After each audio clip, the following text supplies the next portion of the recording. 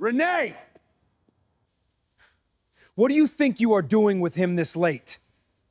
Why didn't you wait for me? Why didn't you answer your phone? Where were you? I called you 6 times. Why didn't you just come home? Don't walk away.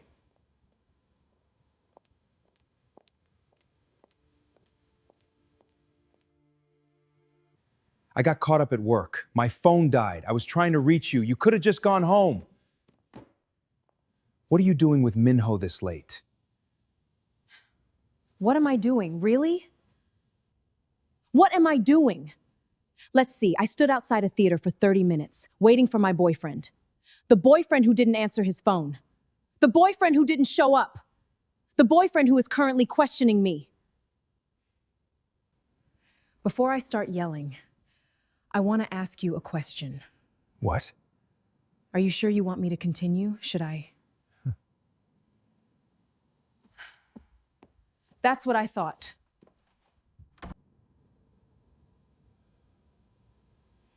Yeah, well, that still doesn't explain why you were with him.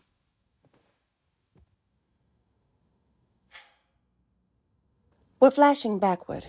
2 years ago, Dale Morrison stood silently inside his office overlooking downtown Manhattan. Floor-to-ceiling windows stretched across the room, giving him a commanding view of the city below. Behind him hung the company's name, the name that had followed his family for generations, Morrison Tucker Steel Conglomerate. And also seated behind him was his best friend Han Suk and his brother. The 2 men sat nervously waiting for him to respond. His brother intervened and broke the silence. His voice was pleading. Dale, I messed up. What happened? They filed a lawsuit against us. Us? I own 25%. 25%? Or not, you are still an owner. You have connections, your father. No, I am not bringing my father into this. If he finds out I invested in a company that ended up here, it'll prove exactly what he's been telling me. I'm not ready for that conversation. I know. I trusted you, Suk. I know. I really did not do it on purpose. Then explain it. We were struggling. The cost of manufacturing the vaccines, it kept increasing. We needed cash. I thought if I cut enough corners, we could recover before anyone noticed. You cut corners? I had to. You cut corners?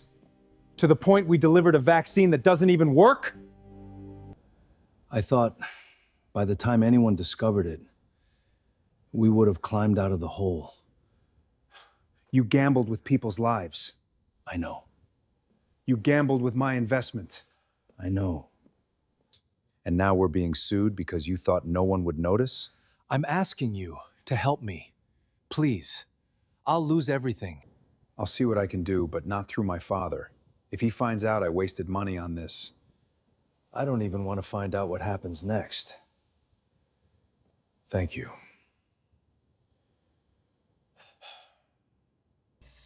When Han Suk left his office, Dale was overwhelmed with thought.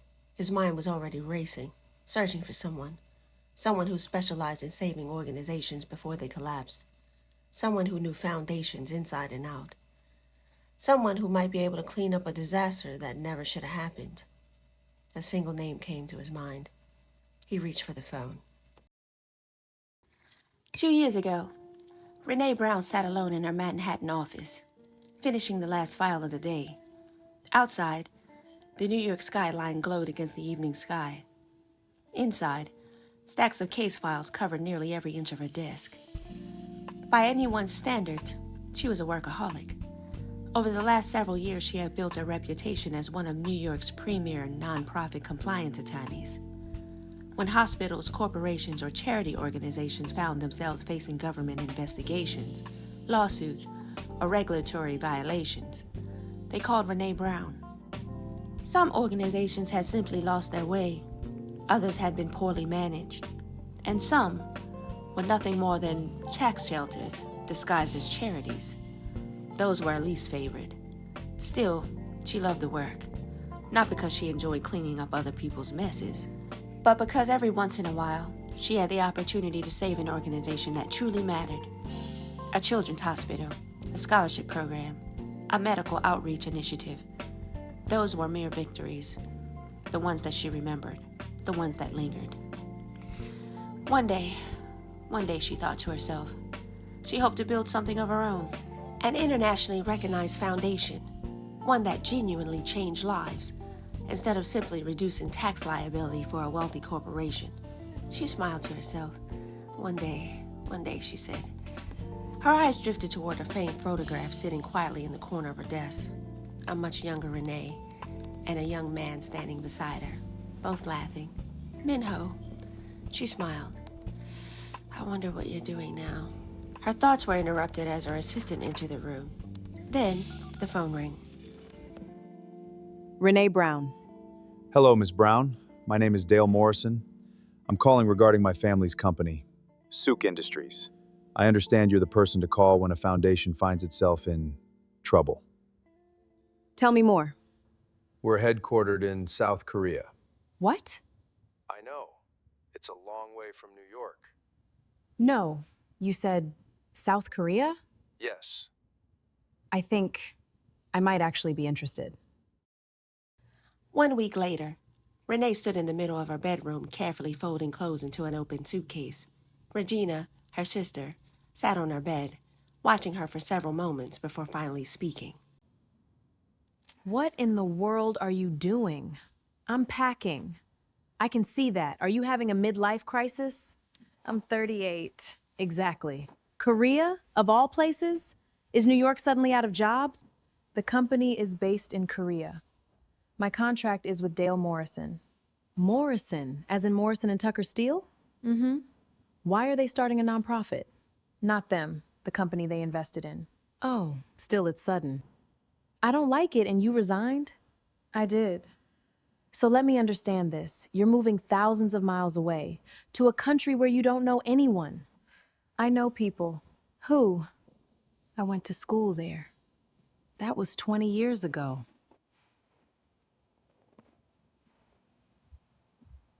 What is this? Give me that back! Oh, I can't believe you. Tell me, you are not going over there for him. I'm not? Don't lie.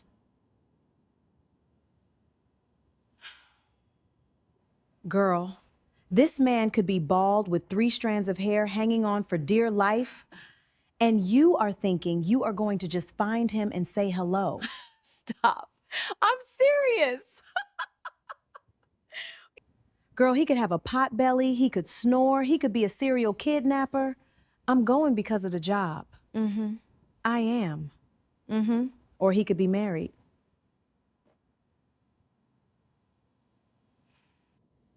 You quit your job, packed your whole life to move halfway around the world. That's not saying hello. You were just friends. If he wanted more, it probably wouldn't have ended the way it did. Deep down, part of Renee wondered if Regina was right. But 2 weeks later, the automatic doors of the Incheon International Airport slid open. Renee stepped into arrivals. She glanced around expecting to find a driver holding a sign, but instead, a tall man in a navy suit stepped forward. Miss Brown? Yes. Dale Morrison. You came yourself? I figured if I was asking someone to fly halfway across the world to save my investment, the least I could do was pick her up. Fair enough. 이 사람 누구야?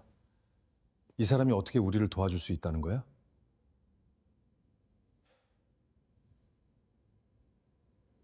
제 이름은 르네 브라운입니다. 저는 지난 10년 동안 기업 재단의 부정행위를 바로잡는 일을 해왔습니다. So, the sooner I can review your files, the sooner I can tell you whether your foundation can be saved. You understood me? Every word. I am so sorry. I didn't realize. No need. Shall we get to work?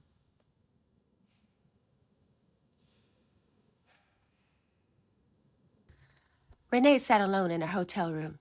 The lawsuit files covered nearly every inch of the desk and floor. Financial statements, grant reports, medical records, internal emails, everything. She turned another page, stopped, then turned another. Her expression slowly changed. This isn't right. No. Something is very wrong here.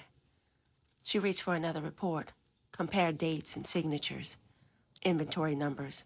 Her eyes narrowed. What the hell? This isn't what they told me. The deeper she looked, the worse it became. Then her phone rang. Hey, Renee. You need to get back here to the States. Now. Hello? What do you mean I need to come home now? Renee. What happened? You need to come home. Why? Mom's gone.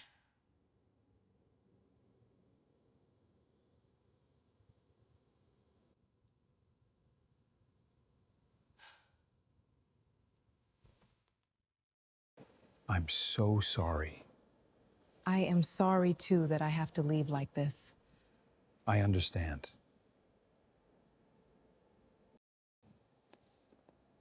I owe you an apology. My behavior yesterday, I was disrespectful. I thought, never mind. It's all right. I hope you'll return. I will, as soon as I can. We'll be waiting.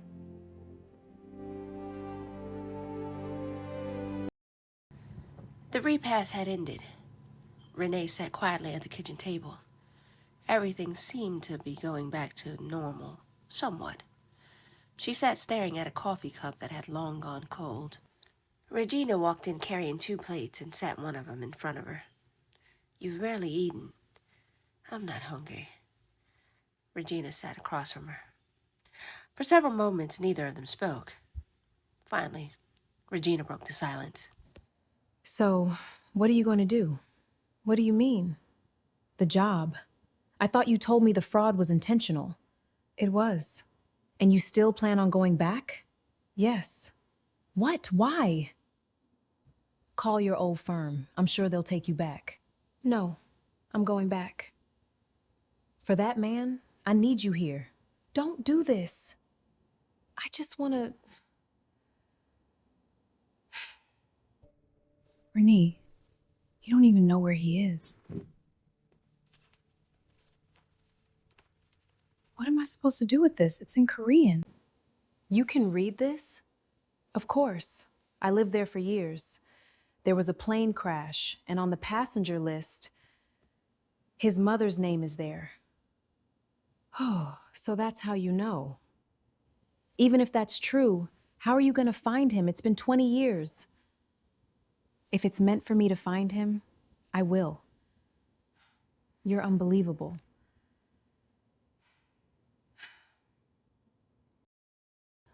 One week later, Renee found herself standing in Dale's office. A thick case file rested between them.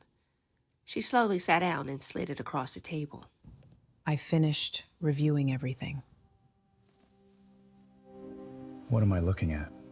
Intentional fraud. The foundation isn't your biggest problem. The vaccine, they knowingly reduced production costs. They knowingly distributed a product that failed efficacy testing. They knowingly continued distribution. This wasn't negligence, this was a decision. No. Sook told me they were trying to survive. They were.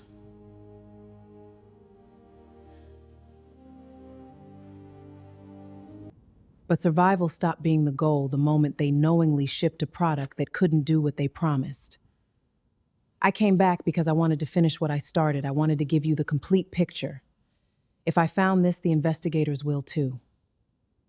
You could try to cover it up. You could hire another attorney. You could delay the inevitable.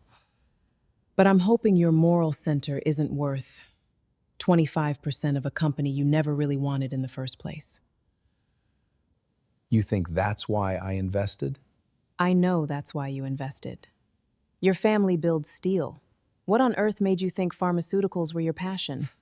You figured that out? I didn't need my +1 for that. I think you've been trying to prove something. I know what that's like. But honoring your father's wishes isn't surrender. It doesn't make you less of a man because the idea wasn't yours.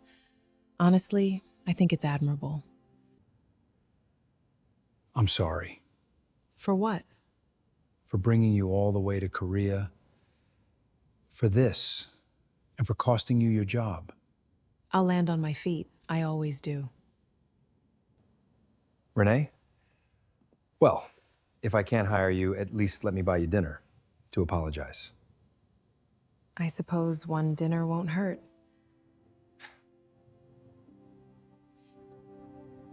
Now we flash forward. 3 months had passed. The London project was well underway. Renee had officially established the company and was preparing to secure the donors. In the few weeks she had traveled to London and helped organize the international conferences, meet potential sponsors, and recruit respected physicians willing to participate in the initiative. Much of it was made possible through the contacts that she had built earlier in the U.S. Mrs. Kim had gradually stepped away from the daily operations.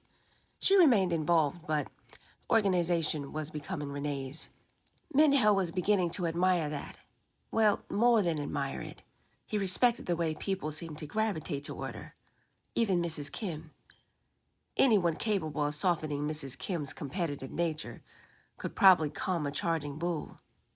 Life was good. He had finally developed the perfect routine. He felt whole, complete. He had stable access to Renee.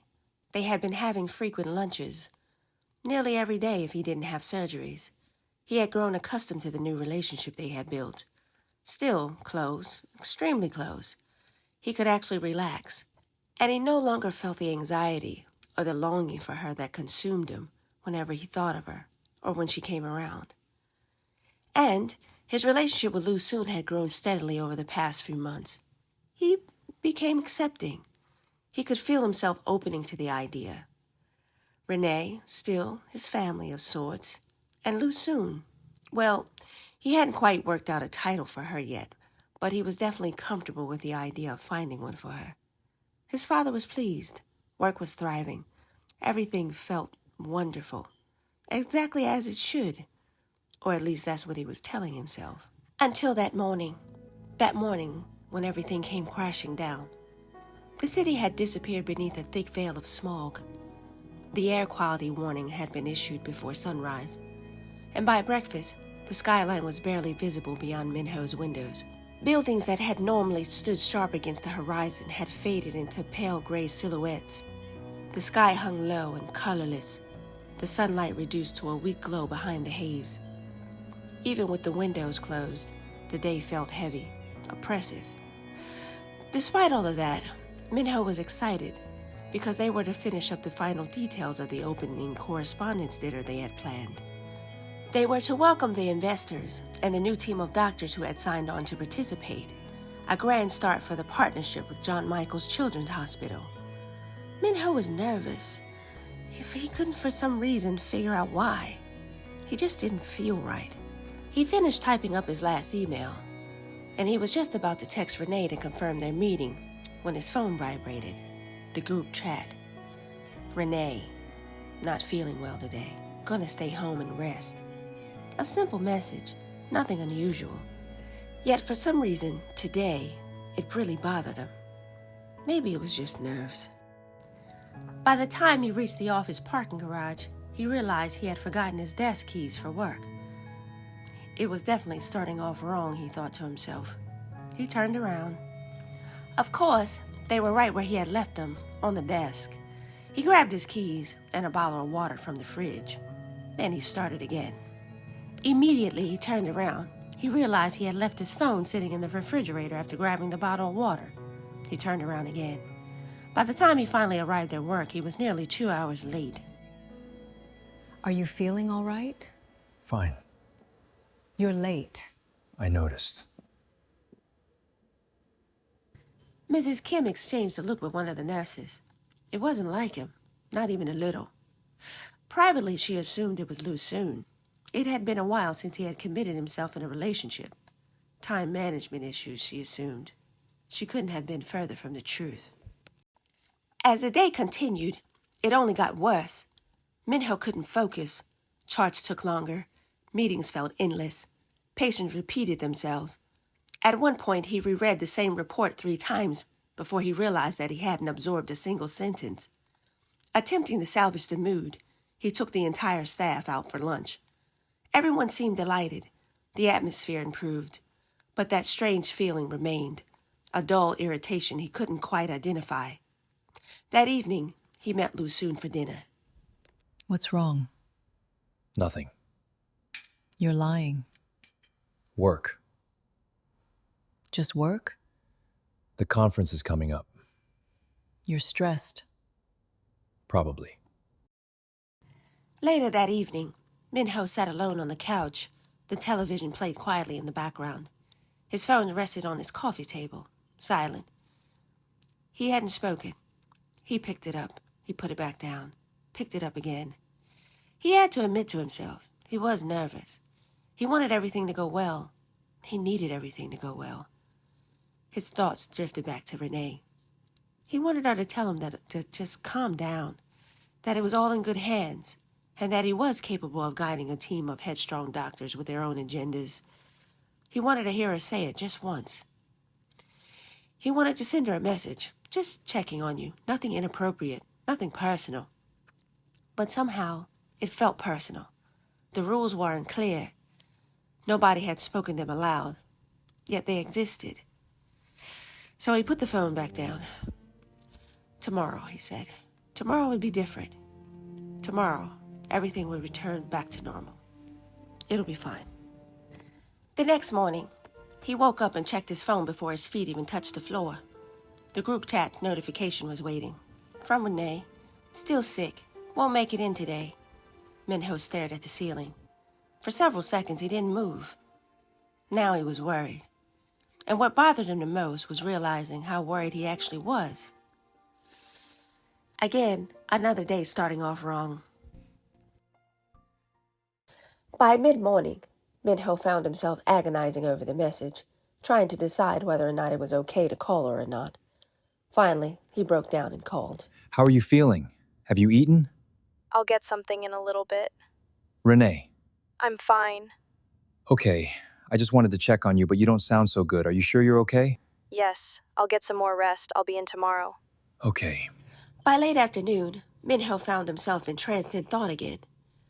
The conversation only lasted a few minutes, and there was nothing concrete to point to, nothing that justified the level of concern tightening in his chest. She was sick.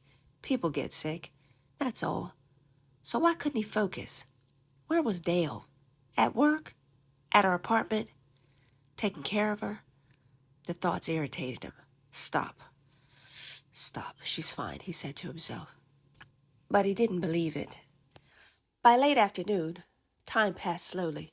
His concentration improved slightly after hearing her voice, but not really. Charts blurred together, meetings dragged. By the evening, when Lusoon happened to cancel dinner because of a work obligation, that really threw him off.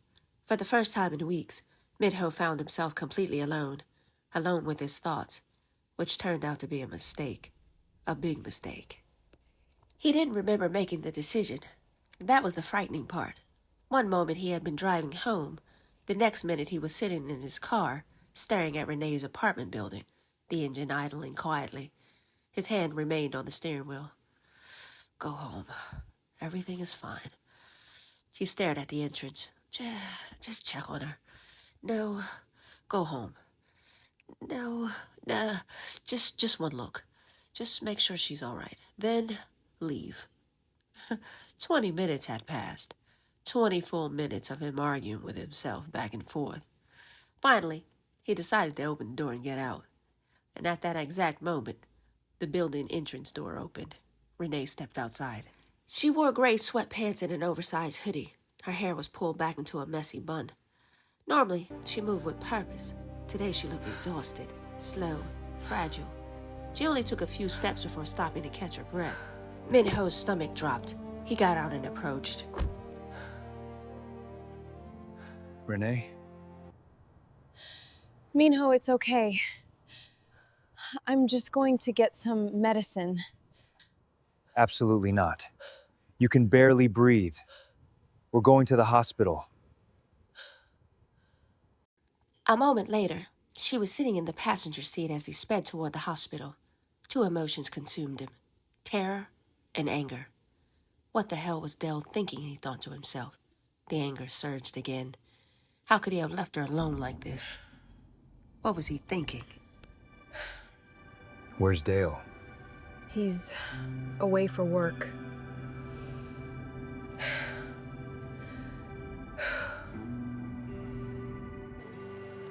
She's having an asthma attack. Do you know if she has asthma? No, I'm not sure about that.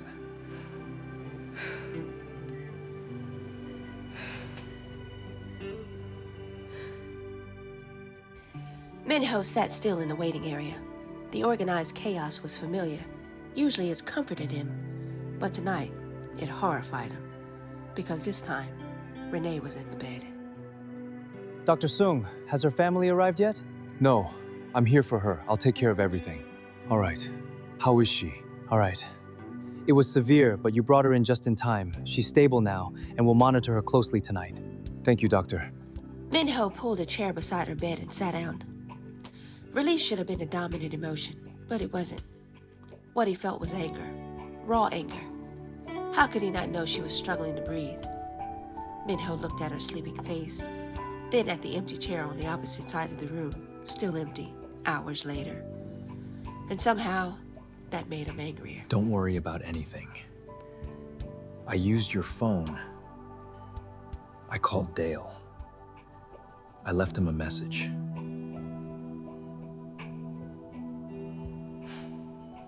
I really didn't want to. He should have been here. He should never have left you like this. It's Unacceptable. Unforgivable. To me. Rest. I'm not going anywhere. Minho had fallen asleep sometime during the night. His head rested awkwardly against the side of the bed. One of his hands still held Renee's. Neither had moved. The morning sun began filtering through the blinds when Dale arrived. He stopped in the doorway for a moment, silent, watching. His eyes moved from Renee to Minho, then back to their intertwined hands. Then he spoke. What exactly is happening here?